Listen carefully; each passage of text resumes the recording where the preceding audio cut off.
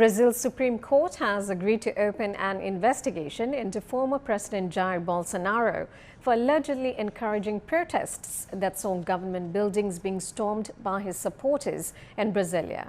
The court has already ordered the arrest of Bolsonaro's former Justice Minister, Anderson Torres, who, like Bolsonaro, is in Florida in the United States.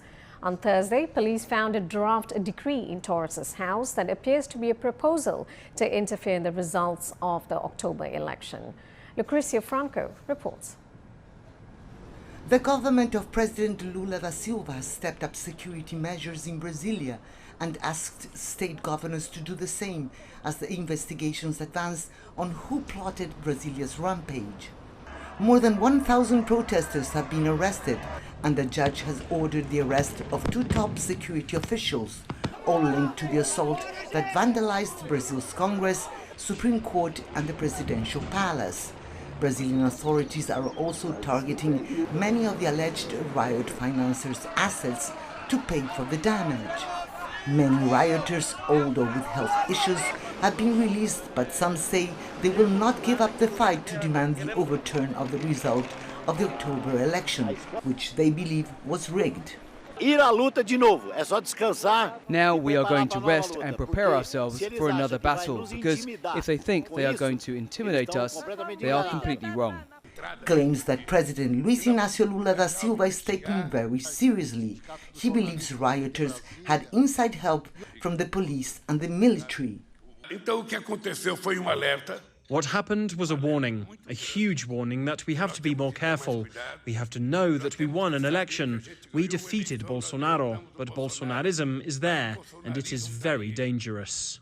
U.S. Democratic lawmakers are urging President Biden to revoke Bolsonaro's visa. The former president flew out of Brazil on the eve of Lula's inauguration to the U.S. state of Florida.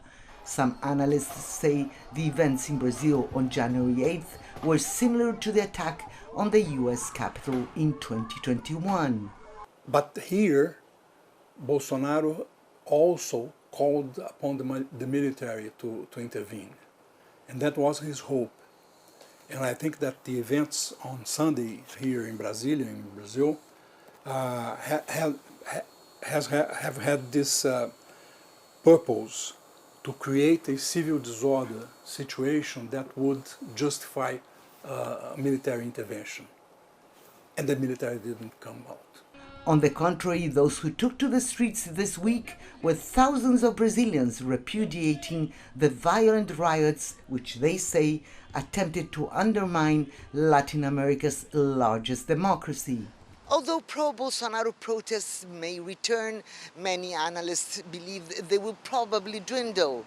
A Datafolha poll released after the attacks revealed that 93% of Brazilians condemned them, while only 3% said they supported the rampage in Brasilia.